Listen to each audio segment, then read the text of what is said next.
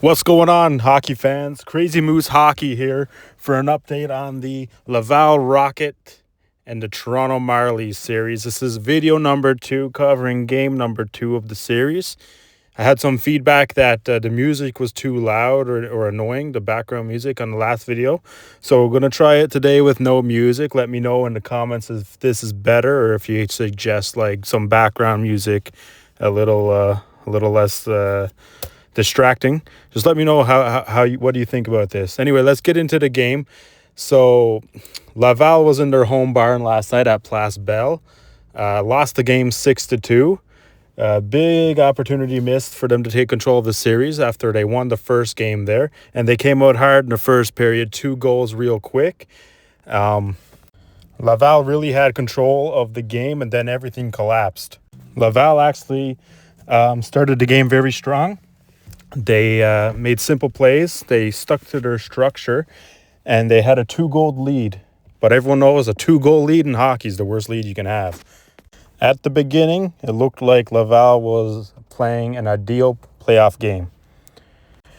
Getting into the second period now, this is where it began to collapse for Laval, and it started to pick up for Toronto. So Laval Rocket, they started forcing plays.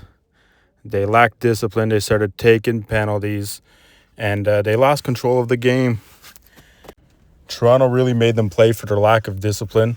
You know, Laval took 10 penalties last night. So that's 10 opportunities where Toronto had a man advantage to score. They got 4 power play goals. That's the game right there. So if Laval was able to stay out of the box, I think they would have won the game because, well, one of Toronto's goals was on an empty net, plus the 4 of them was on a power play. So if Laval had more discipline, then they probably would have won that game in their home stadium, and they would have had control of the series. The Marlies didn't dominate on 5-on-5 at all. They dominated only on the power play. So momentum flipped fast, 2-0. At the beginning, and then after all those penalties, the penalty kill will tire you out. No matter how in shape you are, no matter what role you play on a team, a penalty kill will, like, who's on a penalty kill? The best defenseman and some defensive forwards. You put your best players out there, and they're skating short-handed to kill a penalty. So that's time wasted. It takes a toll on your best players when you're on the penalty kill for half of the game. In series like this, every mistake makes a difference. You take a bad penalty, it could be you lose a game. When you lose a game in a short series, that's 3 out of 5, it makes a big difference. Now it's tied. They're going to Toronto in the Marlies Stadium to play Game 3. Marlies are coming off of a big win there. They got the momentum. Now I think the momentum shifts into the Marlies' hands there going into Game 3. Toronto did stay patient. They took advantage of every mistake Laval did and made them pay for their undisciplined penalties. So I don't think if it was 5-on-5, they would have dominated like they did. 6-2 is a big goal differential. I don't think I don't mean the Marlies had a chance of scoring that many goals 5-on-5. There's no way. Laval has great goaltending and good defense as well. They just got exposed from all the penalties. That's really what it comes down to. So the series is tied 1-1 right now, but I say the momentum is 100% in Toronto's possession just because they're going to Toronto for the next game and they're coming off a big win right now. Predictions for next game, I think they fixed the discipline problem with Laval. I think Toronto comes out really hard. I also want to talk about, like, at the end there, Jackeye and Dakota Mermis. They got history. Right? They fought in the NHL. I seen that one live at Bell Center. It was Florian Jackeye's first game in the Bell Center. He fought Dakota Mermis.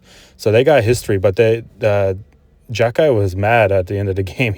He rammed someone at the bench there, and the commentator said, like, there might be further disciplinary actions for that. I'm not sure.